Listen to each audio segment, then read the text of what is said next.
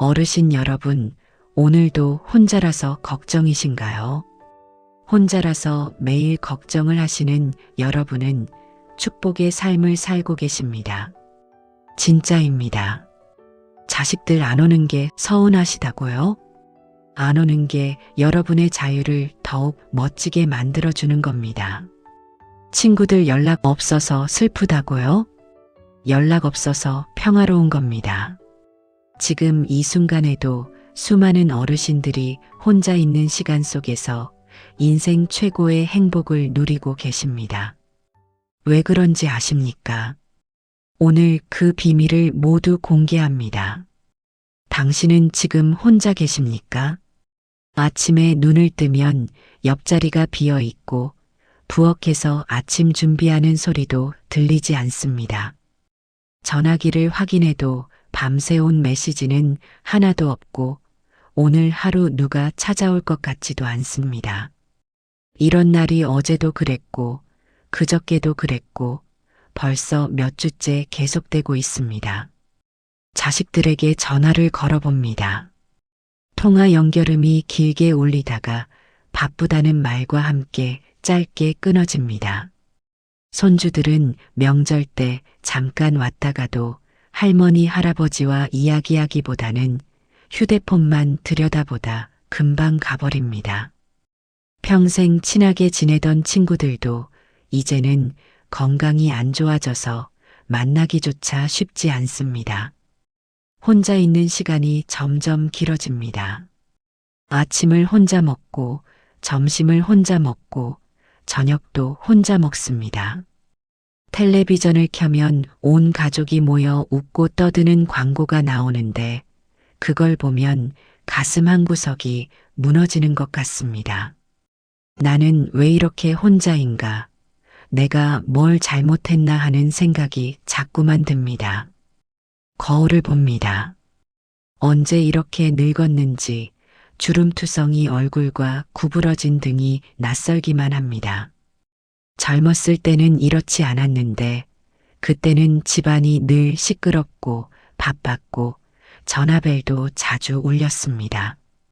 피곤하기도 했지만 그래도 외롭지는 않았고 내가 누군가에게 필요한 사람이라는 느낌이 분명히 있었습니다.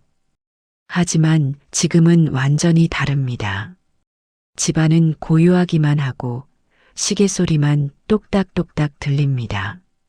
이 고요함이 때로는 무섭게 느껴지고 외로움이 파도처럼 밀려와 숨이 막힐 것 같습니다.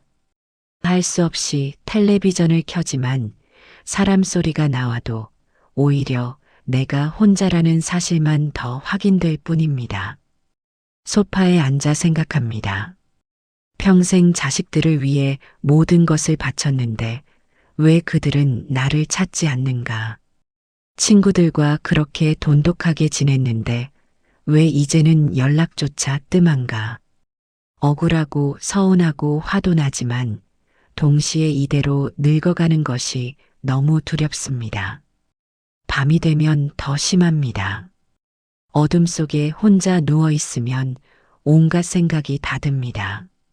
아무도 없이 혼자 살다가 혼자 죽는 게 무섭고 마지막 순간에도 아무도 곁에 없을까봐 불안합니다. 잠을 이루지 못하고 새벽까지 뒤척이는 날이 많아졌습니다. 주변을 둘러봐도 비슷한 분들이 많습니다. 모두 혼자 살고 모두 외로워하고 모두 누군가 찾아오기를 간절히 기다립니다. 하지만 전화벨은 울리지 않고 누구도 문을 두드리지 않고 하루하루가 그냥 지나갑니다.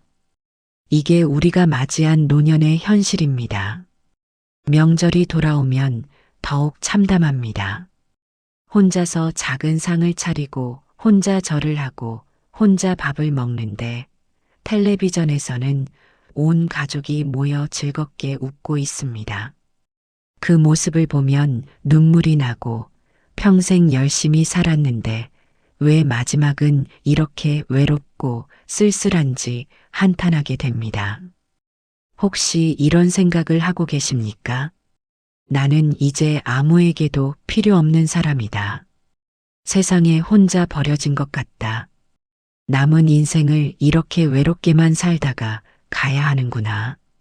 만약 그렇다면 당신은 지금 가장 큰 착각 속에 빠져 계신 겁니다. 혼자 있는 것이 불행이라고 생각하십니까? 아무도 찾지 않는 시간이 비참하다고 느끼십니까? 전화벨이 울리지 않는 하루가 슬프다고 여기십니까? 그렇다면 당신은 노년의 가장 큰 축복을 외로움으로 착각하고 계신 겁니다. 놀라운 사실을 하나 알려드리겠습니다. 지금 이 순간에도 당신과 똑같이 혼자 계신 분들이 수없이 많습니다. 하지만 그분들 중 상당수는 전혀 외롭지 않고 오히려 이 시간을 인생에서 가장 소중한 시간으로 여기며 평화롭게 살고 계십니다. 같은 상황인데 어떻게 이런 차이가 생기는 걸까요?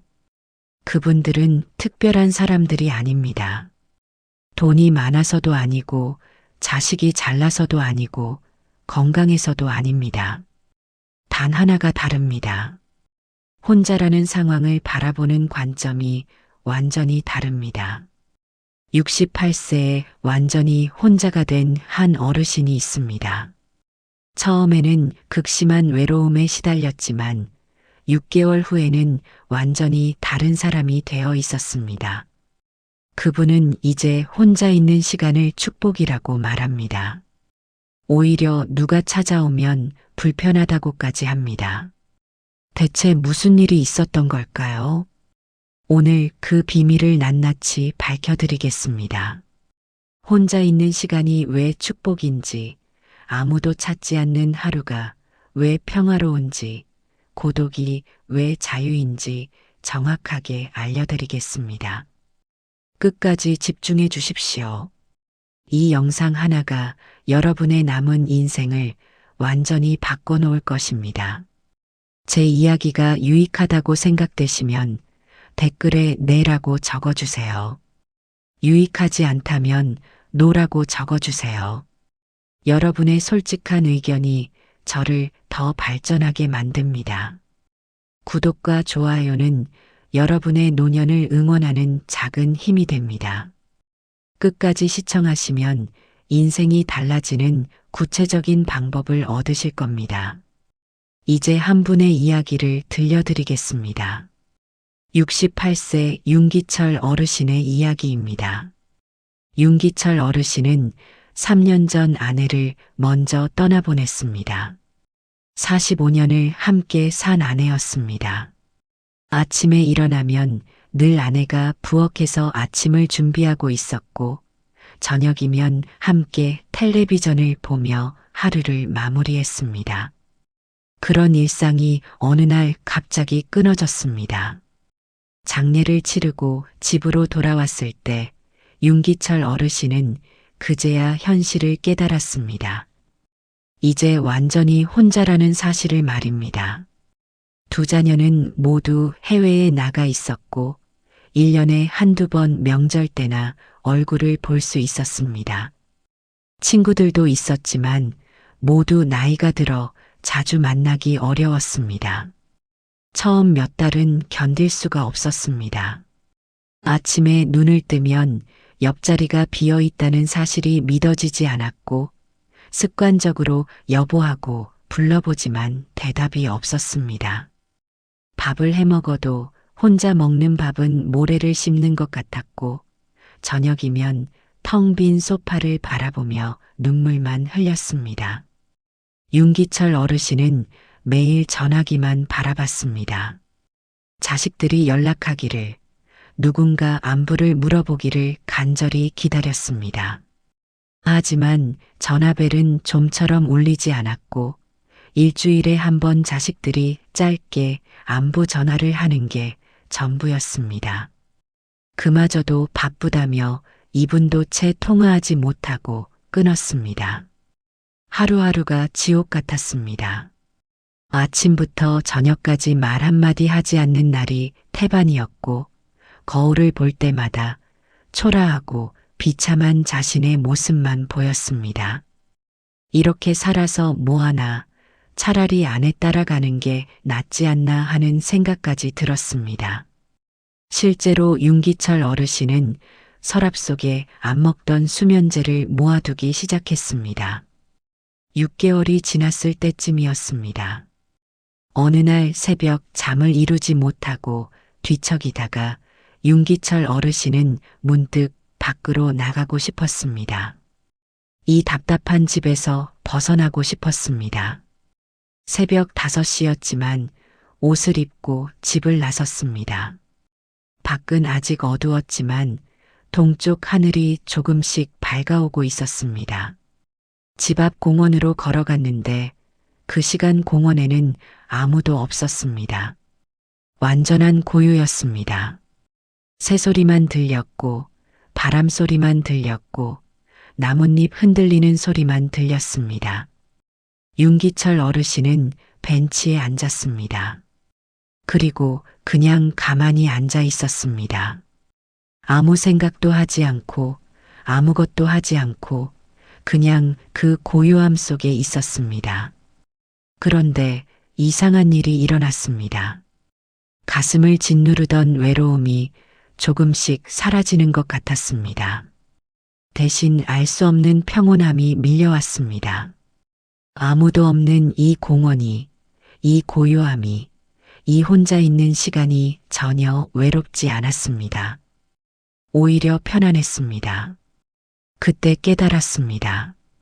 지난 6개월 동안 자신은 혼자라는 사실이 외로운 게 아니라 혼자를 외로움으로 생각했기 때문에 괴로웠다는 것을 말입니다. 같은 상황인데 생각만 바꾸면 전혀 다르게 느껴진다는 것을 그때 처음 알았습니다. 하늘이 점점 밝아왔습니다. 해가 떠올랐습니다. 윤기철 어르신은 그 아름다운 일출을 평생 처음 보는 것처럼 바라봤습니다. 아내와 함께 살 때는 한 번도 새벽에 나와 본 적이 없었고 이런 고요한 시간을 가져본 적도 없었습니다. 늘 누군가와 함께 있었기 때문에 혼자만의 시간이라는 게 없었습니다. 이제야 그 시간을 갖게 된 겁니다. 아내가 떠나고 자식들도 멀리 있고 친구들도 자주 못 만나니까 비로소 온전히 나만의 시간을 갖게 된 겁니다. 이게 불행이 아니라 오히려 선물일 수도 있겠다는 생각이 들었습니다. 그날 이후 윤기철 어르신은 매일 새벽 그 공원에 나갔습니다. 아무도 없는 고요한 시간에 벤치에 앉아 그냥 있었습니다. 생각도 하고 명상도 하고 때로는 아무 생각도 하지 않고 그냥 자연을 느꼈습니다. 그러면서 조금씩 달라지기 시작했습니다. 혼자 있는 시간이 더 이상 두렵지 않았습니다. 오히려 그 시간이 소중하게 느껴졌습니다. 아무도 찾지 않아도 괜찮았습니다. 전화벨이 울리지 않아도 상관없었습니다. 혼자 밥을 먹어도, 혼자 텔레비전을 봐도, 혼자 잠들어도 전혀 외롭지 않았습니다.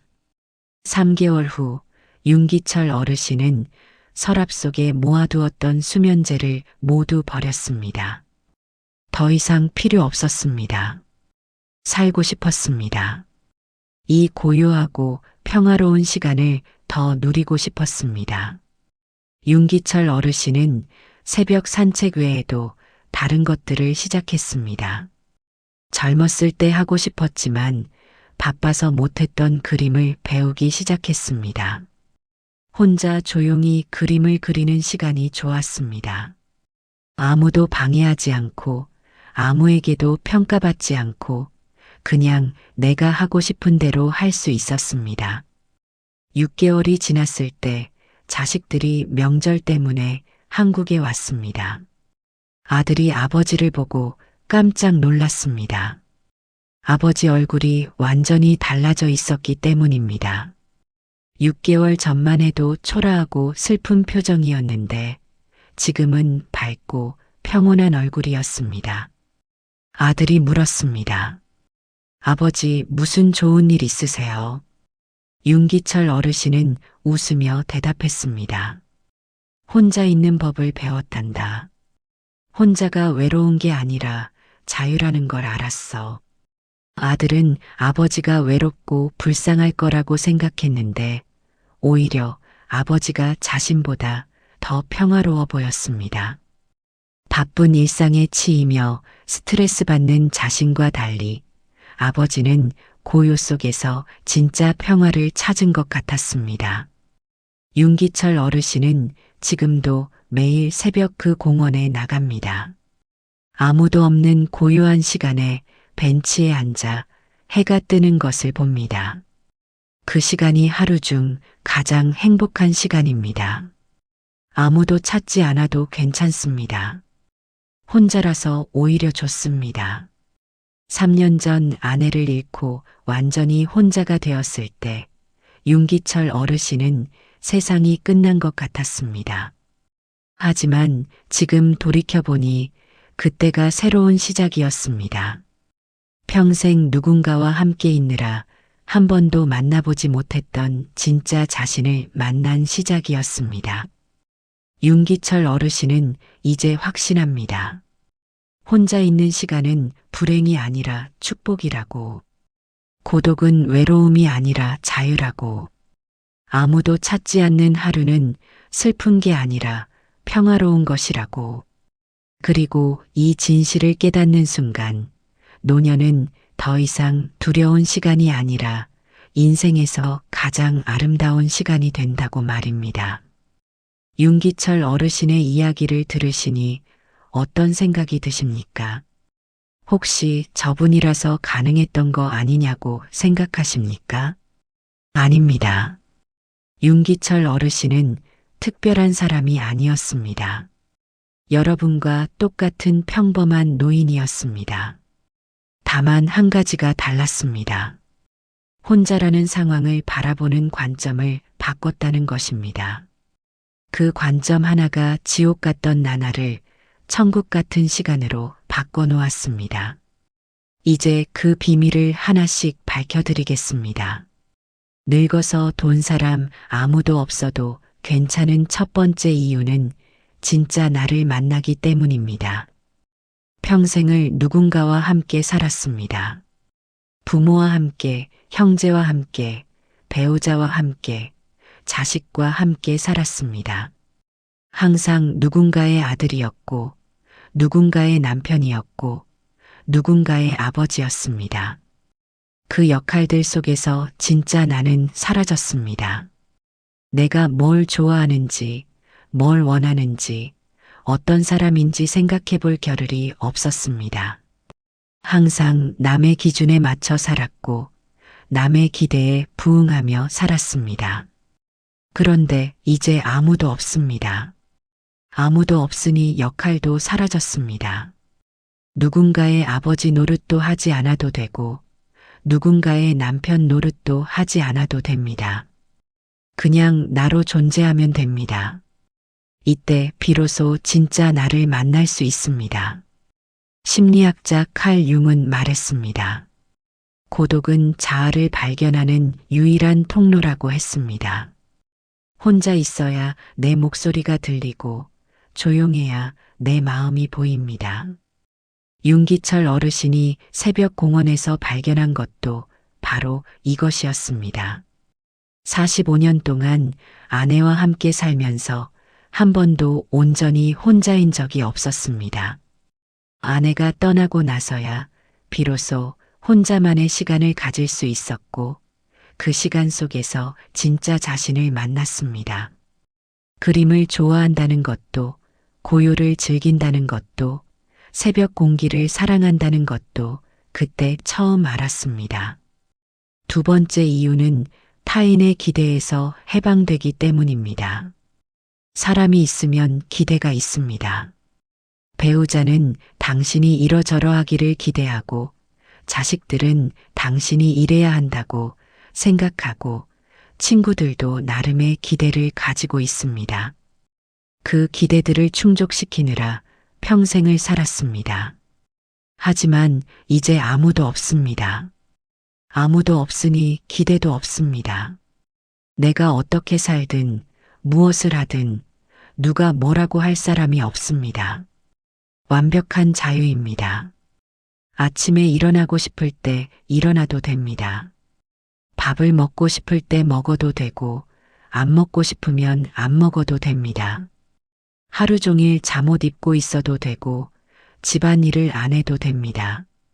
누구 눈치 볼 필요가 없습니다. 철학자 장폴 사르트르는 말했습니다. 타인은 지옥이라고 했습니다. 왜냐하면 타인의 시선과 기대가 우리를 끊임없이 구속하기 때문입니다. 하지만 혼자 있으면 그 지옥에서 벗어날 수 있습니다. 윤기철 어르신도 이것을 경험했습니다. 아내가 살아있을 때는 항상 남편으로서 역할을 해야 했습니다. 집안일도 거들어야 했고, 아내 말도 들어줘야 했고, 때로는 하기 싫은 일도 해야 했습니다. 하지만 지금은 아무도 없으니 완전히 자유롭습니다. 세 번째 이유는 에너지를 나를 위해 쓸 수 있기 때문입니다.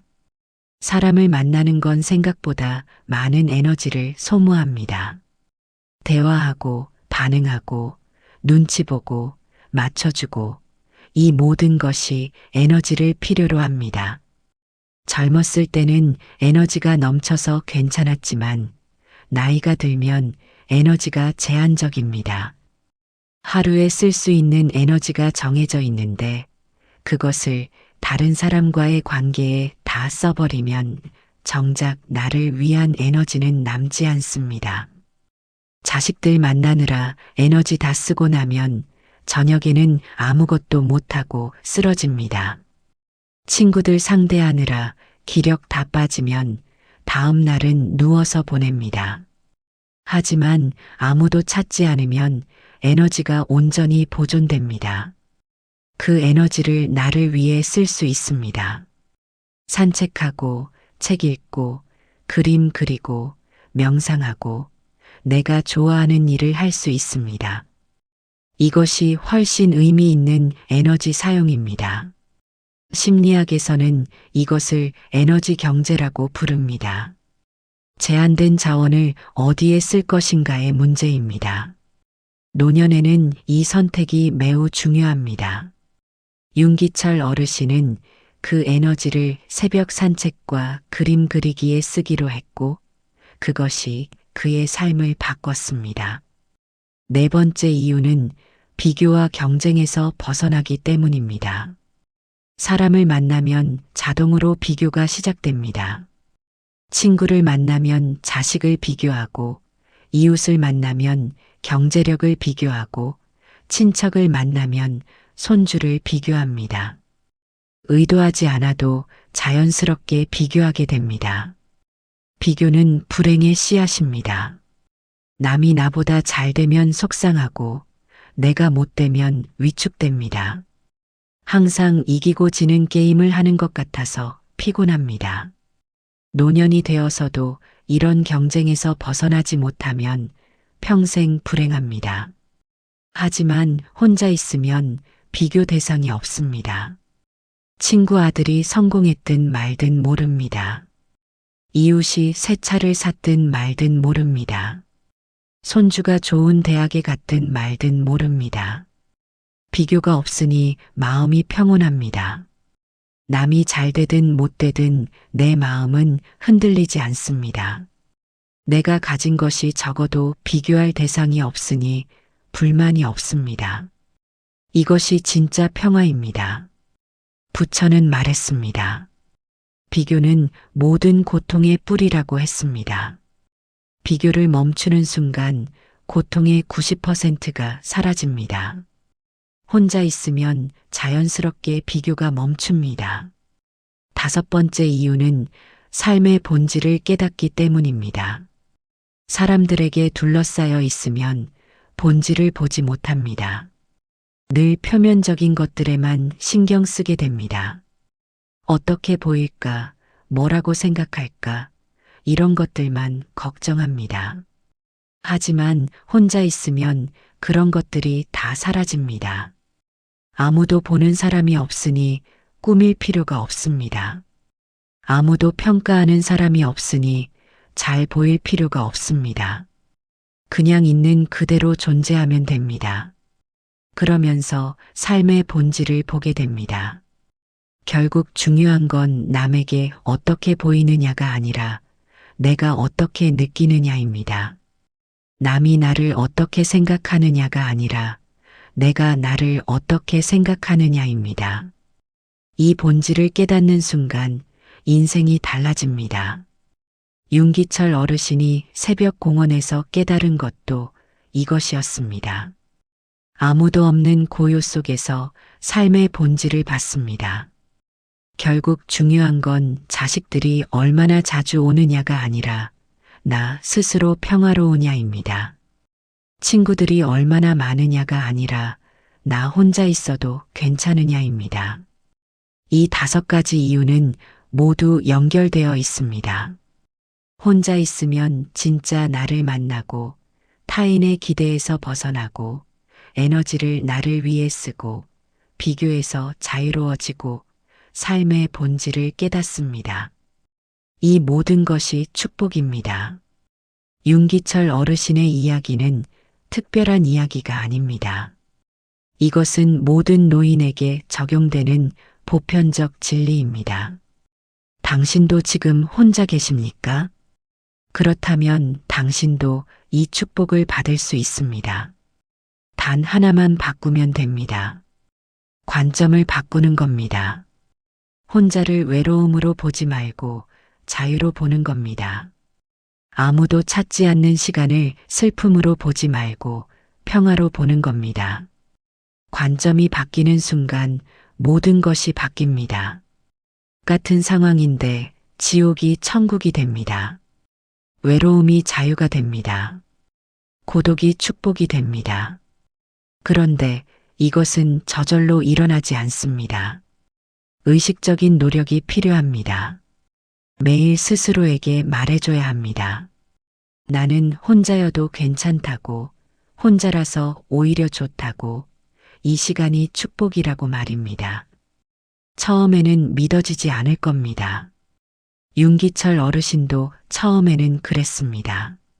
하지만 계속 반복하다 보면 조금씩 믿어지기 시작합니다. 1달, 2달, 3달이 지나면 확신으로 바뀝니다. 여러분도 할 수 있습니다. 윤기철 어르신이 했다면 당신도 할 수 있습니다. 나이는 상관없습니다. 68세든 78세든 88세든 관점은 바꿀 수 있습니다. 지금 당장 시작하면 됩니다. 오늘부터 혼자 있는 시간을 다르게 바라보는 겁니다.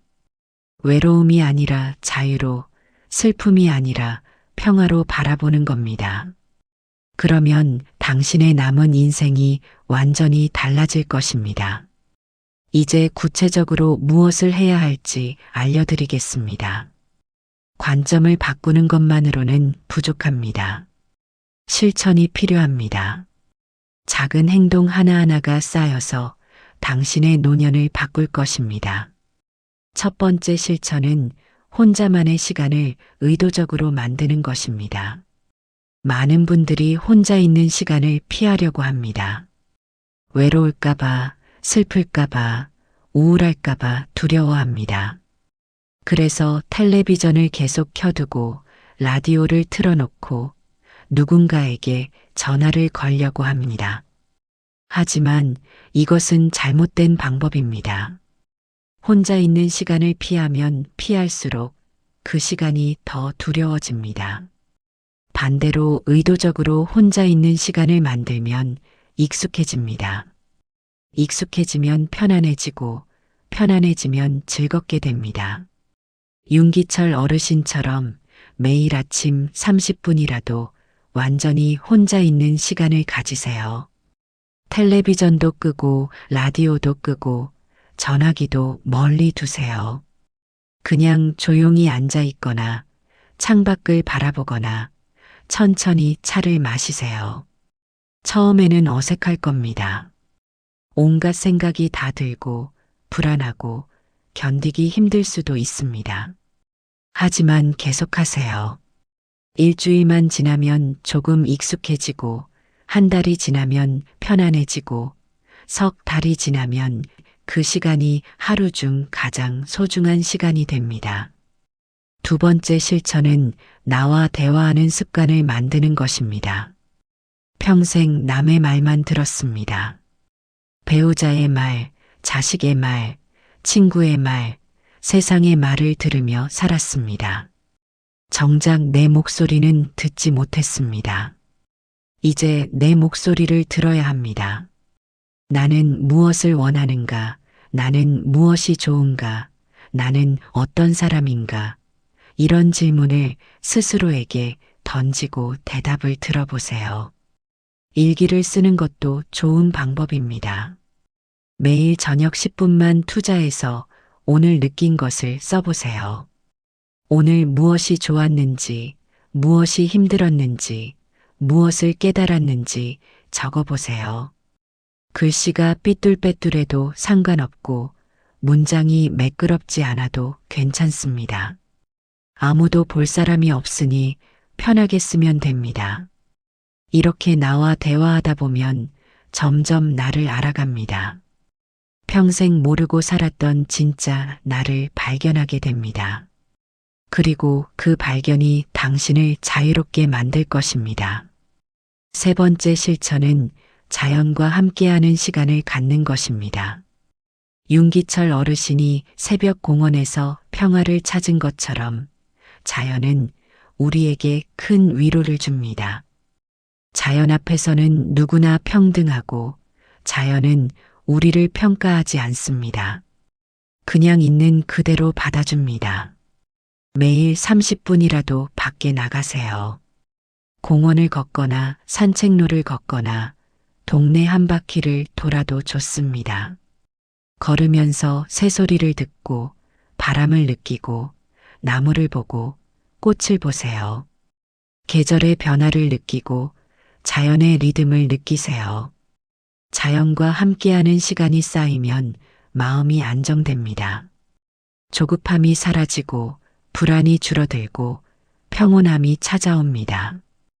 혼자 걷는 시간이 외롭지 않고 오히려 명상 같은 시간이 됩니다. 네 번째 실천은 오래 미뤄뒀던 일을 시작하는 것입니다. 젊었을 때 하고 싶었지만 못했던 일이 있을 겁니다. 바빠서, 돈이 없어서, 시간이 없어서, 여러 이유로 미뤄뒀던 일들이 있을 겁니다. 이제 그 일을 시작하세요. 윤기철 어르신은 그림을 시작했습니다. 당신은 무엇을 시작하고 싶으십니까? 악기를 배우고 싶으십니까? 글을 쓰고 싶으십니까? 노래를 부르고 싶으십니까? 아니면 정원을 가꾸고 싶으십니까? 요리를 배우고 싶으십니까? 무엇이든 상관없습니다. 잘할 필요도 없고 남에게 보여줄 필요도 없습니다. 그냥 내가 즐거우면 그것으로 충분합니다.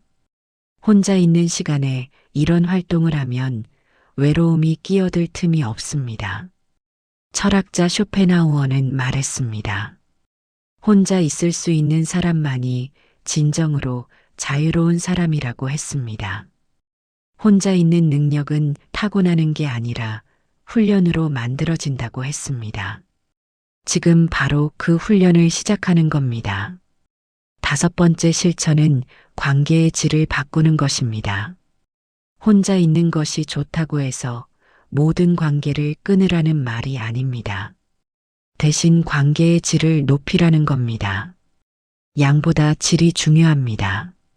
자식들이 일주일에 한 번 와서 30분 있다 가는 것보다 한 달에 한 번 와서 진심으로 2시간 대화하는 게 더 좋습니다.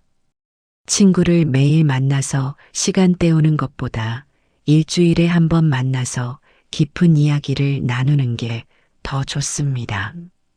관계를 정리하세요. 의미 없는 관계, 에너지만 빼앗아가는 관계, 만나고 나면 오히려 더 우울해지는 관계는 과감히 정리하세요.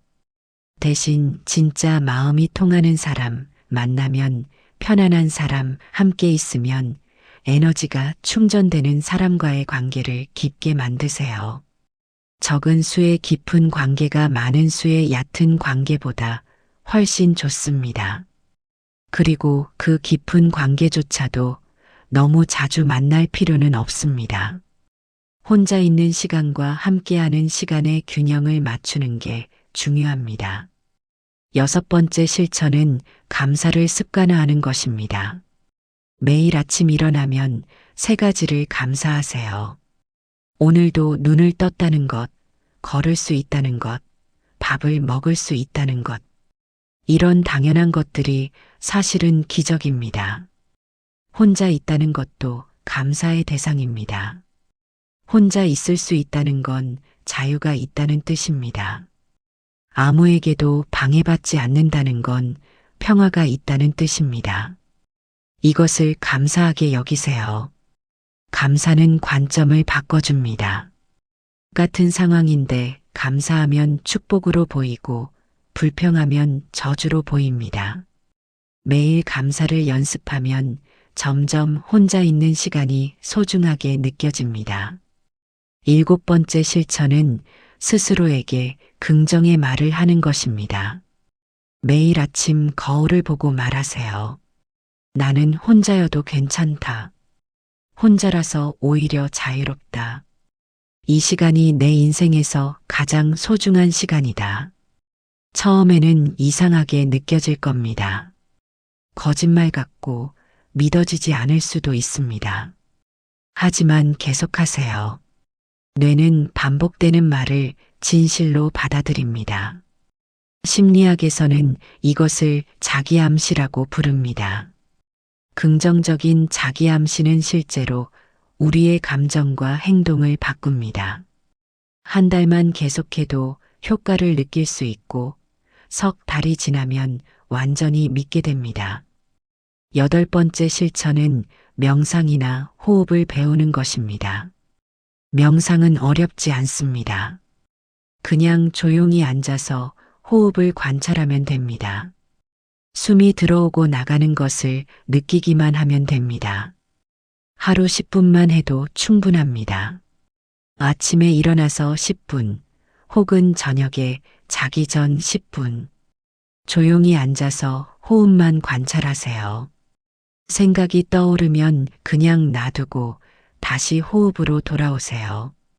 명상은 마음을 안정시키고 불안을 줄이고 평온함을 가져다 줍니다. 특히 혼자 있는 시간이 두려운 분들에게 큰 도움이 됩니다. 명상을 하면 혼자 있는 것이 점점 편안해집니다. 9번째 실천은 디지털 기기 사용을 줄이는 것입니다. 텔레비전, 라디오, 휴대폰, 이런 것들이 고요를 방해합니다. 진짜 고요를 느끼려면 이런 것들을 끄는 시간이 필요합니다. 하루에 1~2시간은 모든 디지털 기기를 끄세요. 완전한 침묵 속에 있어 보세요. 처음에는 견디기 힘들 수 있지만 익숙해지면 그 시간이 가장 평화롭습니다. 마지막 10번째 실천은 죽음을 준비하는 것입니다. 이것이 가장 중요할 수도 있습니다. 우리는 모두 죽습니다. 그리고 그 죽음은 혼자 맞이합니다. 아무리 사랑하는 사람이 곁에 있어도 죽는 순간은 혼자입니다. 그 순간을 평온하게 맞이하려면 혼자 있는 것에 익숙해져야 합니다. 지금 혼자 있는 연습을 하는 것이 곧 죽음을 준비하는 것입니다. 티베트 불교에서는 죽음을 준비하는 명상을 합니다. 혼자 조용히 앉아서 죽음을 생각합니다. 나는 언젠가 죽는다. 그것은 자연스러운 일이다. 두려워할 필요가 없다고 받아들입니다. 이런 연습을 하면 죽음이 덜 무섭습니다. 죽음이 덜 무서우면 삶이 더 평온해집니다. 혼자 있는 시간에 이런 명상을 해보세요. 지금까지 10가지 실천 방법을 말씀드렸습니다. 모두 다 할 필요는 없습니다. 이 중에서 하나만 선택해서 오늘부터 시작하세요. 한 가지를 완전히 습관화한 후에 다음 것을 추가하면 됩니다.